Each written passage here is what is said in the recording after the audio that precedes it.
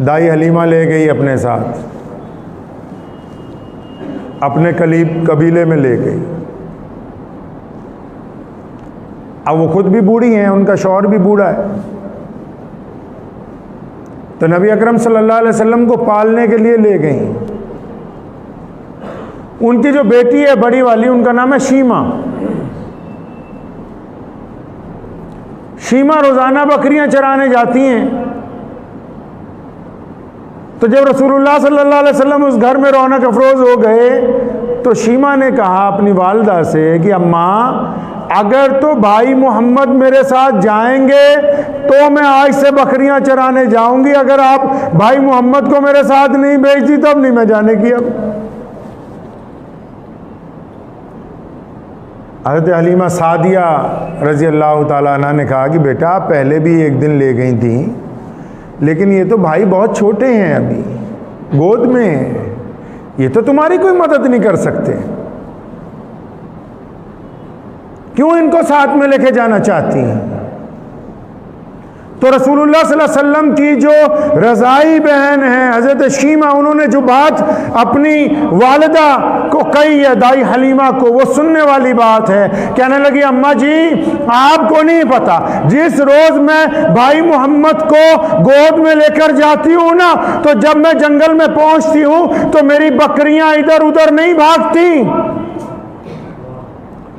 जहां मैं रहती हूं वो वहीं पर घास चरती हैं, और जब मैं अपनी बकरियों को लेके कुएं पे पहुंचती हूं तो पानी ऊपर आ जाता है, मेरे जानवर आराम से पानी पीते हैं। और कहने लगी, अम्मा जी, बस यहीं पर बस नहीं होती, आप यकीन मानो मेरी बकरियां जल्दी से फारिग हो जाती हैं, और मैं जिस दरख्त के नीचे भाई मोहम्मद को गोद में लेके बैठती हूं ना, कहती हूं ये इतने प्यारे हैं कि मैं भी इनका चेहरा तकती रहती हूं, मेरी बकरियां भी बैठ के मोहम्मद रसूलुल्लाह का चेहरा तकती रहती है, मैं सल्लल्लाहु अलैहि वसल्लम।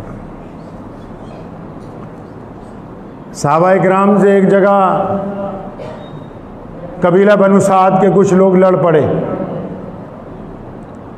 पकड़ लिए सारे ही। जब कैद कर लिए गए तो कबीले के सरदार ने गांव में चंदा शुरू किया, अभी फिदिया देना है, पैसे दे के छुड़वा लाएंगे। तो हजरत शीमा के दरवाजे पर जब सरदार पहुंचा, पूछा किस बात के पैसे इकट्ठे करते हो? कहने लगे, वो हमारे जो लोग थे, नौजवान थे, वो मदीना मुनव्वरा की जो फौज है, हजूर नबी अकरम सल्लल्लाहु अलैहि वसल्लम जो नबी हैं, उनके लोगों से लड़ पड़े, वो पकड़े गए हैं, उनको छुड़वाना है, जुर्माना अदा करना है। शीमा कहने लगी, पैसे देने की क्या जरूरत है, मुझे ले जाओ। वो तुम्हें नहीं पता, वो जो मुसलमानों के नबी हैं, मैं उनकी बहन हूं। उस सरदार को यकीन ही नहीं हुआ।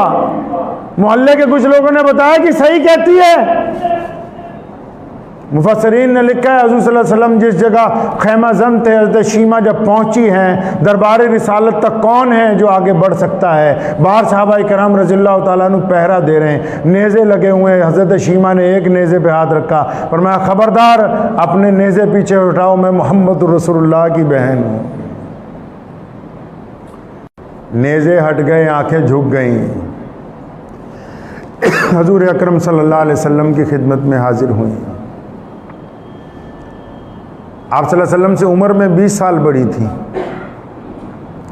करीम रसूल सल्लल्लाहु अलैहि वसल्लम ने अपनी बहन को पहचाना, अपनी रहमत वाली चादर बिछाई, फरमाया यहाँ बैठो। बहुत बूढ़ी हो गई थी। पूछा किस लिए आई हो? कहने लगे, भाई